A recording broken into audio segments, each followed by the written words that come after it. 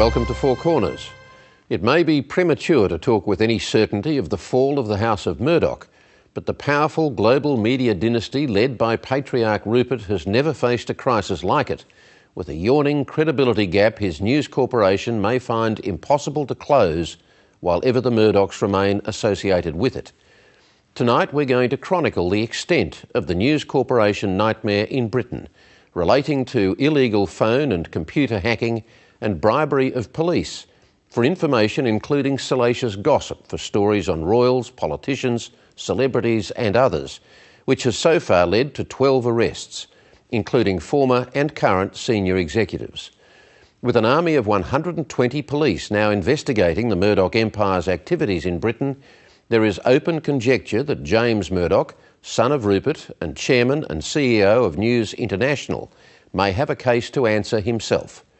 Revelations of the lengths to which News of the World, the biggest circulation newspaper in News Corp's global stable, would go to get a story, using unscrupulous private investigators to crack the private data of banks, phone companies, police and government departments, had been building for a decade.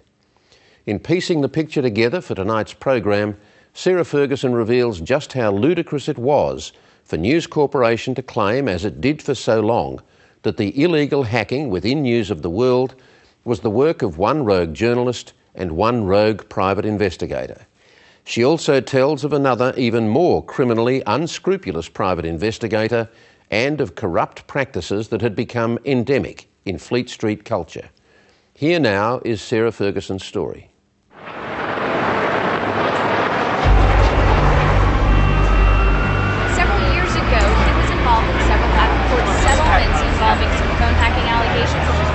Rupert Murdoch, you're a great Australian, in the sense perhaps that Attila was a great Hun. Free Evening Standard, thank you. Free Standard, thank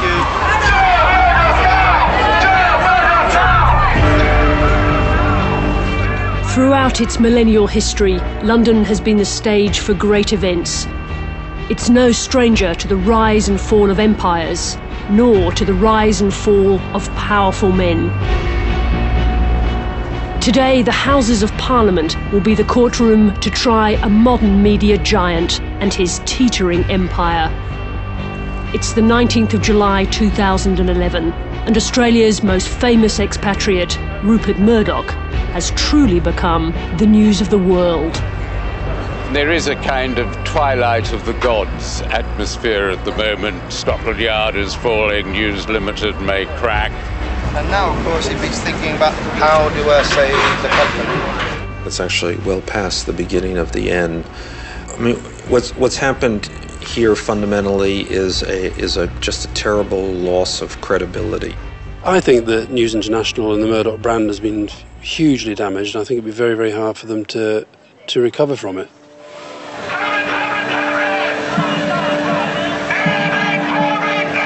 He's coming again. He's coming again. Founder of the company, I was appalled to find out what had happened. Looking back on the last month, it seems almost like the parable of the emperor's new clothes. Everyone now looks at Rupert Murdoch and recognises that his organisation got too powerful. James is the one that's going to become most in the spotlight on this, because several years ago he was involved in several cases. Mr. Murdoch, do you have anything you want to say to the victims of phone hacking? In the twilight of aging kings and potentates, the focus is always on their successors. Can they measure up to a father's brilliance or to his ruthlessness? Could we please remove people holding up notices? Today is a trial not only of the great man, but his anointed successor, the Americanized James. Mr. Chairman, thank you very much. And first of all, I would like to say as well just how sorry I am and how sorry we are to particularly the victims of illegal voicemail interceptions and to their families. As for my comments, Mr. Chairman, and my statement, which I believe was around the closure of the News of the World newspaper. Before you get to that, I would just like to say one sentence. This is the most humble day of my life. Okay, thank you. the parliamentary hearing was very clear what was going on there. This was being run by lawyers, by litigators, and they were told, this is not about clearing your name. This is not about making people feel better about you. This is not about arguing your case. This is about keeping you out of jail. Clive Goodman was pleading guilty to phone hacking, a criminal offence. Did News International pay Clive Goodman's legal fees for his trial? I was not. I do want to be clear about the chronology. First of all, I do not have first-hand knowledge of those times. Who at News International agreed to make those? Who signed the checks? Who agreed to make those payments? I do not know who signed off those. We're talking about. Well, they just said they didn't know. I mean, it's absolutely amazing. What we're saying here is they didn't know.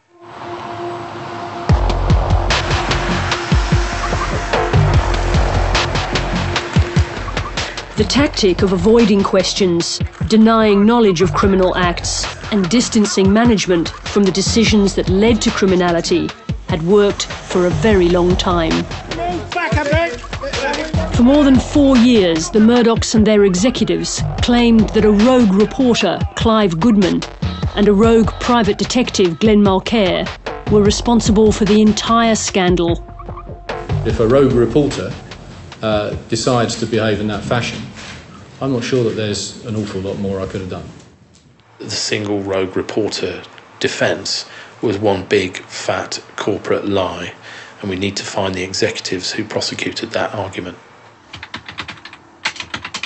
They may well have continued to get away with it were it not for this man, Guardian journalist Nick Davies. Davies revealed in July this year that as well as celebrities and politicians, the News of the World had hacked into the phone of a murdered schoolgirl, Millie Dowler, in the frantic days after the teenager went missing. Millie, darling, if you are watching or listening to this, Mum, Dad, Gemma, Granny, and all the family want you to know that we all love you and we really miss you, and we can't wait to have you back home with us. I sent an email to the editor saying I think this is the most powerful hacking story so far. But neither he nor I foresaw the scale of that impact. And it produced this kind of emotional tidal wave in the country that just knocked everybody over. And when they stood up again, nobody was willing to be on the News of the World side, but nobody. Now, murder victims, terrorist victims who've had their phones hacked is quite disgraceful. That is why the big corporations who were advertising in the News of the World started pulling out their advertising. MPs, in flocks, crossed the floor, so to speak, of the House of Commons, deserting the previous alliance to the Murdoch organisation and standing up and denouncing it. Many, many wholly innocent men, women and children who at the darkest hour found their private innermost feelings and their private tears bought and sold by News International for commercial gain. Former News of the World journalist Paul McMullen was one of the few reporters prepared to speak out publicly against the Murdochs and their executives. Rebecca Brooks, James Murdoch and Andy Coulson are saying, I have clean hands, it was the reporters, I didn't know what they were doing, I'm innocent, it was them, send them to jail, not me. Why don't you stand up and tell the truth and say, sometimes, if you want to catch a politician with his trousers around his ankles, you've got to hack his phone. We did it, it's justified. Mr. Murdoch, do you accept that ultimately you are responsible for this whole fiasco? No. You're not responsible. Who is responsible? The people that I trusted to run it, and then maybe the people they trusted. Are you satisfied that the cash payments that were made by the News... But now the question for the Murdochs is how they could have remained so blind for so long to the scale of the criminal enterprise being run on their behalf. New crimes with new names, blagging, hacking, Trojans to break into computers and not just phones. Not the misconduct of a few rogues or a few freelancers, but I have to say law-breaking often on an industrial scale, at its worst dependent on links with the British criminal underworld. Those links between the Murdoch press and Britain's criminal underworld are now the subject of a widening police investigation. Here in the seedy streets of South London, police are trying to pin down where it all began. One of their key targets is Southern Investigations, a private detective agency started in the early 1980s by Jonathan Rees. Jonathan Rees is a career criminal. He was a private investigator who went to jail and was hired to work again for News International, having served that jail sentence. He mixed with detectives, like the company of detectives, and he also acted as a bailiff. Now, when you're a bailiff, you can have access to some records and data that aren't allowed to normal people. Rees started the agency in 1984. 3 years later, he was the chief suspect in the brutal murder of his business partner, Daniel Morgan.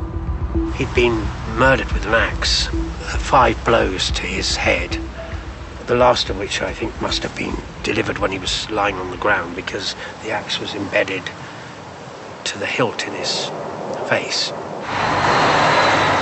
Daniel Morgan's brother, Alistair, came to the scene of the crime the day after the murder.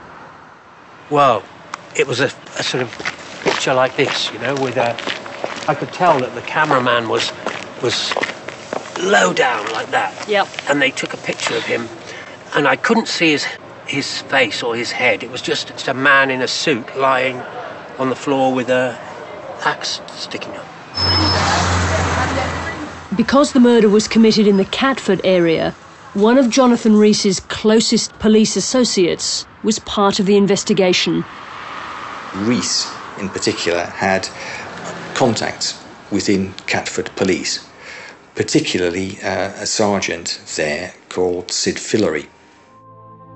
Fillery was first on the scene at Southern Investigations. He initially failed to declare his relationship with Rees, and when he interviewed Alistair Morgan, he took no notes.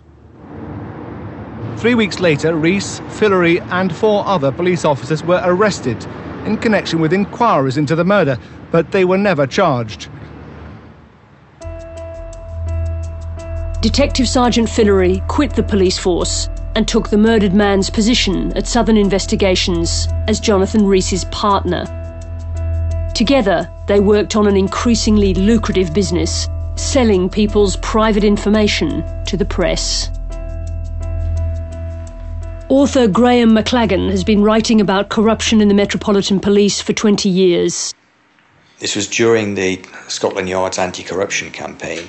There were police who were suspended or awaiting trial who hitched up with Rees.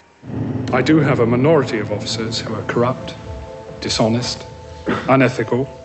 Police Commissioner Paul Condon reopened the Morgan murder investigation in 1998, targeting Jonathan Rees again. Sir Paul, who has made police corruption a personal crusade, has now singled out the murder for reinvestigation by CIB3, his anti-corruption unit. In a police operation called Nigeria, the offices of Southern Investigations were bugged.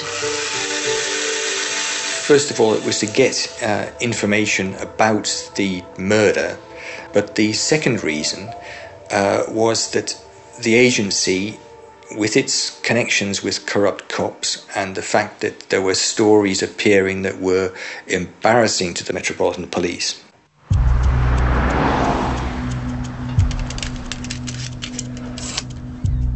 The transcripts of police recordings reveal a foul-mouthed, racist Jonathan Rees, selling information and stolen data to the newspapers. Alex Marinchek says he wants the story about the helmets. It's a fucking brilliant story. Oh, it's a good story. Fucking niggers stabbing niggers. By now, Rees was working with a range of papers, but Alex Marinchak, the News of the World's senior executive editor, was one of Rees's key contacts and highest payers. Nobody pays like News of the World do. Ukrainian-born Marinchak has so far been able to distance himself from the scandal. He's one of the few senior editors of the time not on charges. He was great. He should have been made editor. I don't think we'd be in this mess if he had been. Why great? Oh, smooth operator, knew the job backwards. Four Corners has uncovered new evidence linking Maranchak more closely to Rees's operation. Company documents show that in 1996, Maranchak established an import-export business operating out of Rees's premises, in partnership with another News of the World reporter, Greg Miskew. The police surveillance reveals frequent contact between Rees and Maranchak. Yeah, look, I've spoken to him. At one stage, Rees is telling someone that he's owed £7,000 by Maranchak, and once that's paid, it'll be close to the monthly limit. So there was quite a lot of money coming from News of the World. In April 1999, BBC TV presenter Jill Dando was murdered on her doorstep. Rees's invoices show that Maranchak paid him for information on the murdered celebrity. A series of exclusive articles soon appeared with Maranchak's byline. Rees is usually careful about what he puts down in the invoices. Yeah, Rees. This is tiresome. Fucking tiresome. We're not going to put the numbers in there because what we're doing is illegal. All right? Illegal and profitable. Rees was earning up to £150,000 a year from the News of the World. His targets were varied: celebrities, footballers, politicians. Tony Blair's press secretary, Alistair Campbell, was one of them. Insofar as it related to me, it wasn't the News of the World, it wasn't even the Daily Mail, it was the Mirror, which is my old paper. Ex-News of the World reporter Gary Jones, who'd moved to the Mirror, paid Rees for information on Campbell. It seems to be that they were, in a sense, replacing journalists. Now, presumably that was for two reasons, possibly to cut costs, but the other reason, you assume, is because it meant the private detectives could do things that journalists can't. Rees had been dealing with at least 3 different newspapers. The News of the World, foremost, probably, the Sunday Mirror, close second, and the Daily Mirror. Well, it was exceptionally competitive because, you know, we were the biggest selling paper in the world, apart from Chinese Times. And we wanted to define the week's news. And it was a Sunday paper, so you had to get exclusives that would hold until Sunday. That's difficult.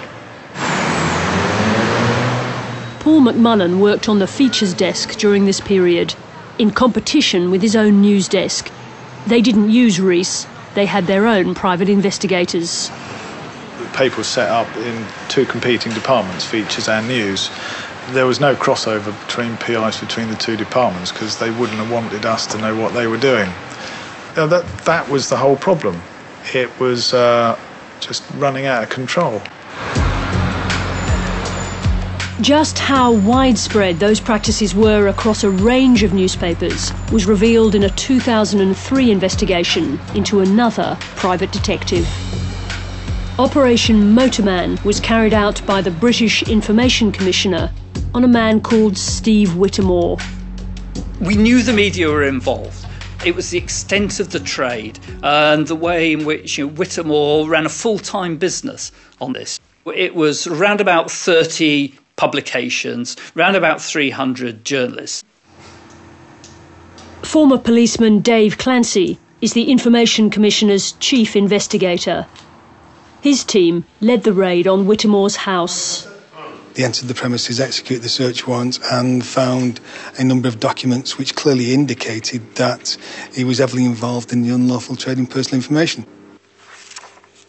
They seized 4 ledgers. The Blue Book was for Rupert Murdoch's News International. It contained 922 requests made by 28 journalists from its tabloid papers. Steve Whittemore was getting £2 to £4 grand a week. He was earning more than the reporters.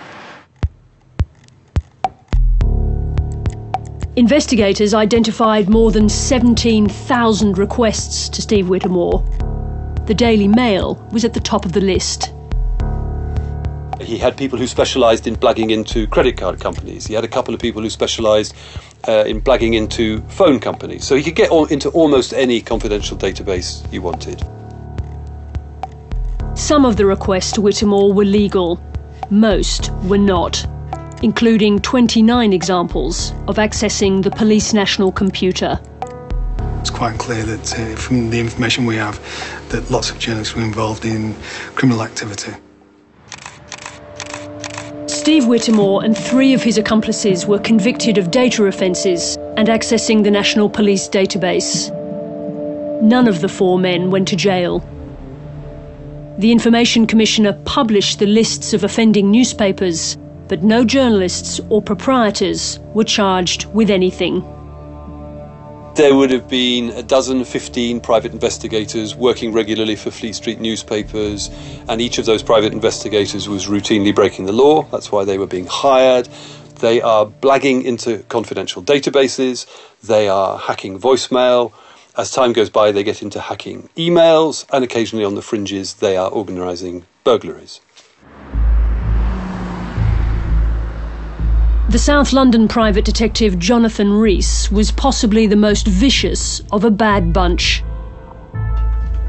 Weeks into the police covert surveillance of Rees, they heard him planning a hideous crime. The police heard discussion about a conspiracy to plant cocaine on a woman who was involved in a custody battle with her husband. Rees was planning to use his corrupt police contacts to plant a large quantity of cocaine on a young woman, Kim James, and have her arrested. It was absolutely vile. Not only was it a suggestion seriously made, it was the suggestion carried out. The drugs were planted. The plan was made for her to be shopped to the social services as well as shopped to the police. That young woman would have certainly served a number of years in prison and would have lost her child. Instead, Rees was caught in a police sting and sentenced to 7 years in prison. Astonishingly, on his release, he would be immediately rehired by the News of the World. It's absolutely extraordinary that a company, after all, let's say a $50 billion global business, would hire someone who's just served a jail sentence for 7 years for planting drugs on a defenceless woman to try and frame her, and then they hire him to do investigation work. It's just beggars belief. He wasn't... Questioned in Parliament last month, the former CEO of News International, Rebecca Brooks, claimed to know nothing about Rees. Do you believe he conducted illegal activities on behalf of News of the World? I don't know what he did for the News of the World, I'm sorry. I don't know what he did. Do you not think people will just find it incredible that as chief executive of the company you don't know? Well, it may be incredible, but again, it is also the truth. But even during his time in jail, Rees's links with News International continued. In 2002, the police reopened the investigation into the murder of Rees's business partner, Daniel Morgan. I'm here tonight to reinvestigate it with the advantage of 15 years of knowledge and hopefully through this appeal get the nugget of information which will solve this case. Dave Cook isn't permitted to talk about what happened next, but his wife, former Crime Watch host and detective Jackie Hames, agreed to talk to us. He was given information which he later relayed to me that as a result of him taking on that case and being the public face of it, that there were certain people who were going to target him, potentially myself and the family, with a view to discrediting us and in fact derailing that investigation. They were targeted with the help of senior News International reporter and associate of Rees, Alex Marinchak. I just saw a van at the end of my driveway, parked up, and what was, I suspect, a camera lens looking back, coming out, taking photographs of the front of the house. However hardened you are as a police officer, when you become part of the case and your children are involved, it's hard to actually explain how frightening that is. Her husband, Detective Cook, also saw the white van. David was conscious upon driving the children to school that he was being followed, that there was a van pulling up behind him. Cook was able to give the pursuing van the slip and call up his colleagues on the highway patrol. He went onto the motorway and arranged via his phone for the vehicle to be stopped, and it was stopped.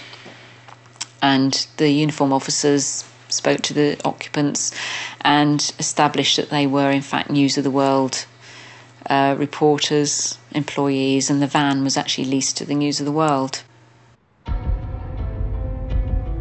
They established that the van was leased to Alex Marinchak. The editor of the News of the World at that time was Rebecca Brooks. She was called to a meeting at Scotland Yard with Detective Dave Cook and other senior police and confronted with the information. Cook explained the surveillance in detail, organised by News of the World reporter Alex Marinchak. By all accounts, Rebecca Brooks offered no explanation. All she had to say was that Marinchak was a great reporter doing great work for the paper. Nothing happened. Marinchak carried on being employed by the News of the World. No steps seemed to have been taken. My understanding was that it was people involved in Southern investigations. To hear that somehow News of the World were caught up in this was completely out of the blue for me. I just didn't get it initially. To this day, no full explanation has been given by News International about its involvement in the surveillance. As the couple would later discover, the intrusion into their lives went much further. Detective Cook and his wife were also targeted by infamous News of the World phone hacker and private eye, Glenn Mulcair.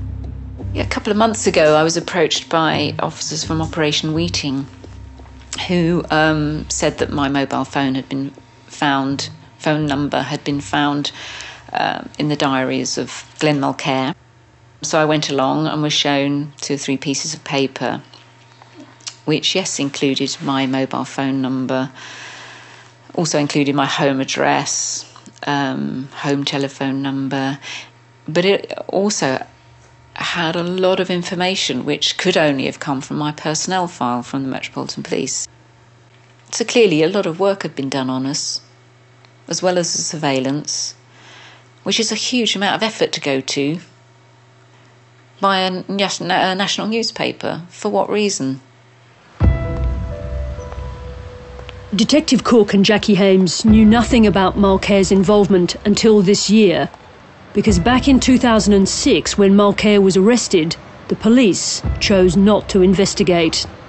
You would have thought that whoever was investigating at Scotland Yard would have gone downstairs to David Cook's office and said, "We've just found your name and number in our investigation." No one told him. It wasn't until Glenn Mulcair was caught hacking into the phones of the royal family, the News of the World reporter Clive Goodman, that phone hacking came to light. All the best, Clive. In 2006, 11,000 pages of Mulcair's notes were seized, showing thousands of targets. But police decided to pursue only a handful of cases. From the moment the scandal broke, News International insisted hacking was the work of one rogue reporter, beyond the control even of his editor, Andy Coulson.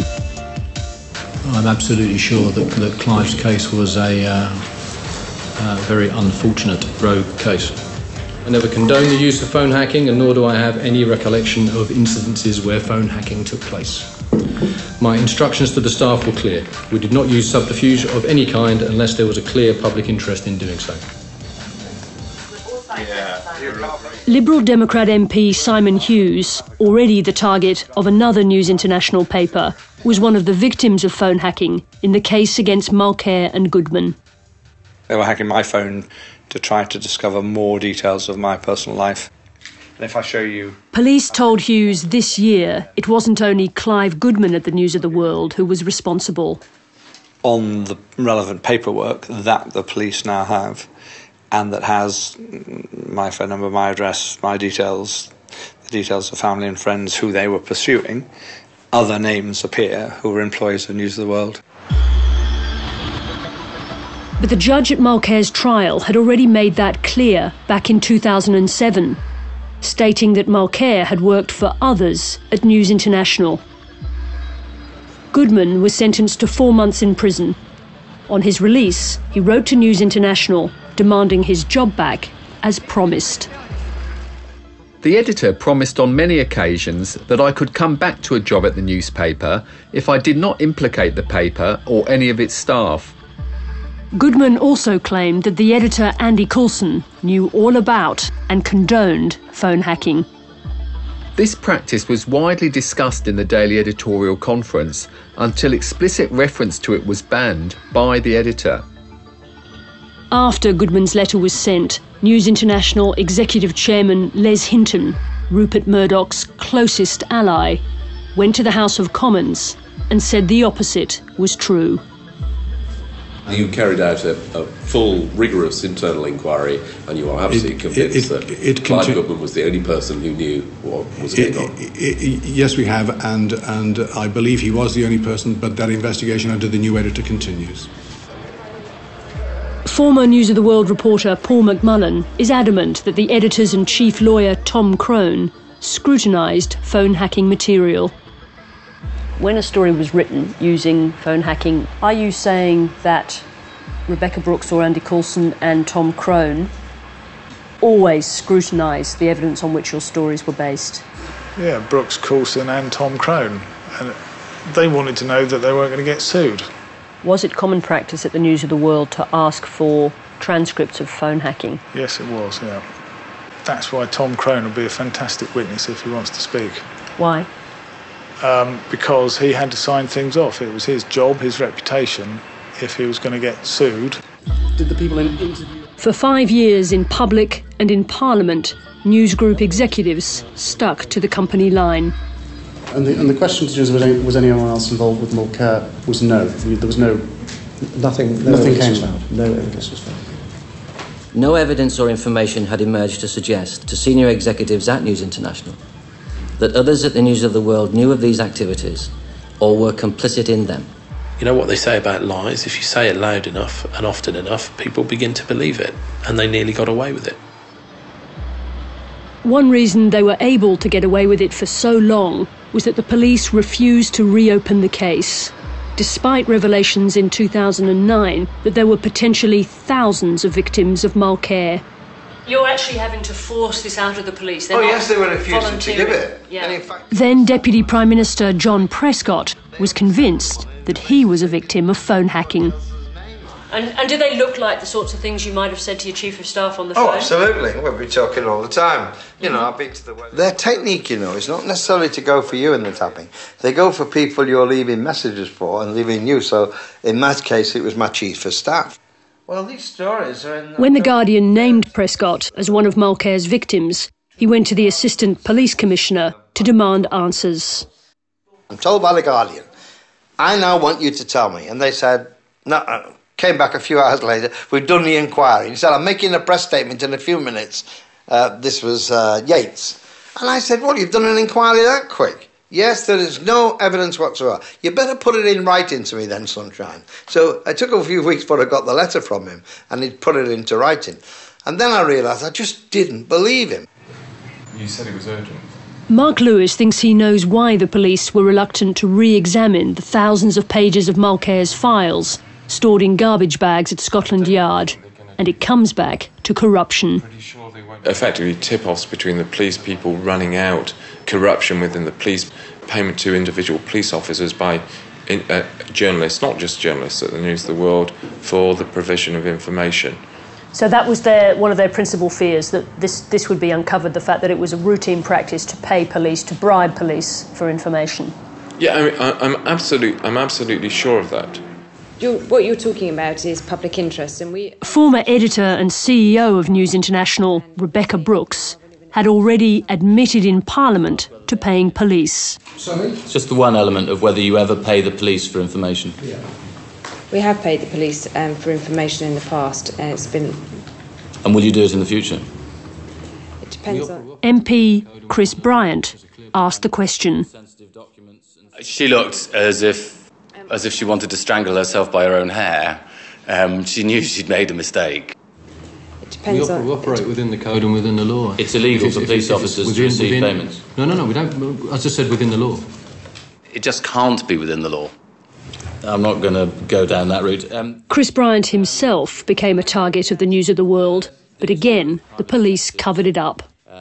What happened was that the News of the World, or News International more generally, managed to get its filthy, slimy tentacles in every nook and cranny of the Metropolitan Police, and to all intents and purposes, that corrupted it. Well, that's not a disaster. We had 2 people plead guilty.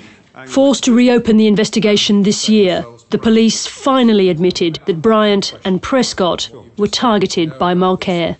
Do you remember what you said? You said he was ranting. There is absolutely no evidence from that initial investigation of his phone being hacked. You don't believe a judicial review will reveal anything more.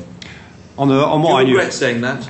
Well, the terms of it were pretty poor. So you owed Lord Prescott an apology? Yeah, of course I did. Tom Watson is now one of the best-known adversaries of the Murdochs.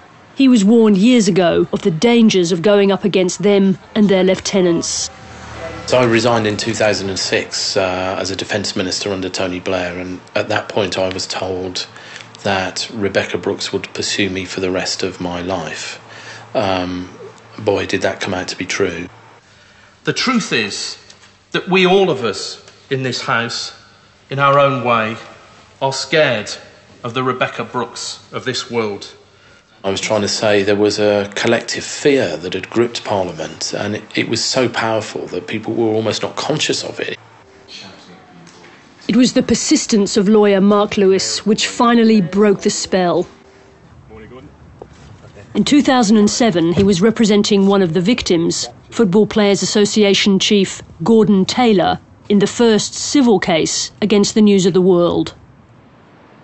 He forced the police to delve back into the garbage bags containing Mulcair's evidence. They sent me a small file of papers which included what is now referred to as the Phil Neville email, and also a recording of a journalist being told by Glenn Mulcair how to hack a phone.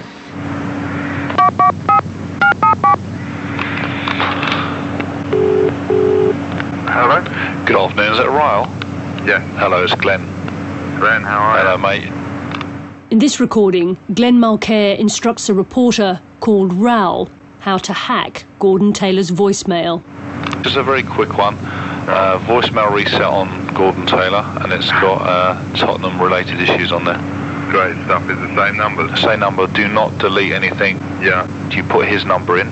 Yeah. It asks you for the PIN, then put his number back in. Yeah. And there's 3 messages on there from Tottenham, all right? Fantastic. Thanks very much. All right, cheers. Just give me a text, make sure it works, yeah? Yeah, we'll do. All right, bye. The infamous For Neville email contained transcripts of 32 voicemail messages hacked from Gordon Taylor, marked for the attention of Neville, senior editor Neville Thurlbeck. Did you hack people's phone calls, Mr. Thurlbeck? It was a key discovery. It wasn't the only discovery in the case, but it was a key discovery because it gave light to the fact that there was one rogue reporter. The critical email so shattered the paper's defence that the senior lawyer Tom Crone rushed to Lewis's office. I remember him coming to see me and starting the conversation with the words, "We thought this had all gone away." What was their attitude to what you now had? How afraid were they? Well, it changed completely. It was almost at that point that we felt like we'd won the case. Then they wanted to negotiate. Put in charge of handling the crisis, the new CEO, James Murdoch, signed off on a massive damages payout for Gordon Taylor. More than £700,000 in a case where no story had ever appeared. Either he's completely incompetent, that someone puts a cheque in front of him and says, oh, please sign here, and he doesn't ask any questions at all. But it's more likely, I would think, that he did know exactly what he was doing. He knew exactly why he was signing, and he was signing something to get rid of the potential revelation that this was a much wider practice. And I assure you, we will take action to try and make. In the final moments of last month's hearing, James Murdoch was put on the spot. When you signed off the Taylor payment, did you see or were you made aware of the full Neville email, the transcript of the hacked voicemail message? Tom Watson had pitched this to James, who had to make a decision, black or white. No, I was not aware of that at the time. So why on earth? And leapt in one direction, which was to pretend, I would say pretend, that he never knew of this evidence. That was contradicted 24 hours later by Tom Crone, the lawyer, and the editor of News of the World himself. We'll find out who was telling the truth in weeks to come. Murdoch knows the newspaper business inside out. For years, Rupert Murdoch has attacked his critics. I'm not ashamed of any of my newspapers at all. And I'm rather sick of snobs who tell us that they're bad papers, snobs who only read papers that no one else wants. It's his business model. He does it everywhere. He's done it in Australia, America. You've only got to have a look at these countries, what he's been doing. He uses power, political influence, and money.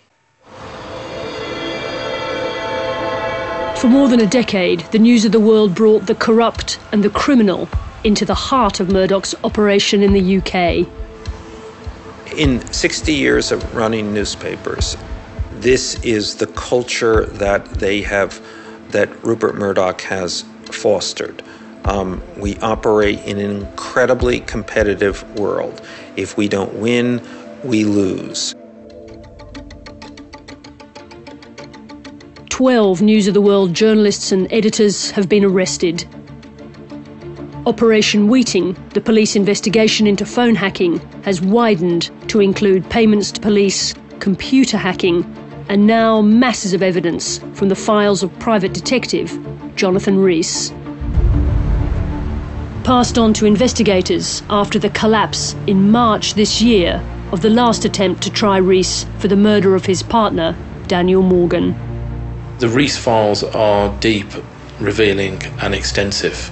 At the moment they were used as part of a murder inquiry and are now being assessed by the Metropolitan Police. In just over a week, the British Parliament will reopen its hearings. I think Murdoch's strategy has been for the last few months, what I call the Plimsoll line strategy, which is you draw a line around the edge of the ship, and every time the ship starts sinking, you chuck somebody else overboard. At first it was some journalists, then it was Andy Coulson, then it was the newspaper, the News of the World itself, and finally Rebecca Brooks. But to be honest, it just means that the water's lapping round the ankles of, well, in fact, around the midriff probably now, of James Murdoch. The Son and Heir is now in danger of slipping under the waves. And as more evidence emerges of the corrupt internal culture in their British operation, the Murdoch's critics have become emboldened. If we were to apply a fit and proper person test to the ownership of newspapers, they would fail it. Unless Rupert Murdoch can insulate himself, that fundamental question will resonate around every corner of his media empire. Is he a fit and proper person to wield the power he does? I apologise, and I have nothing further to say.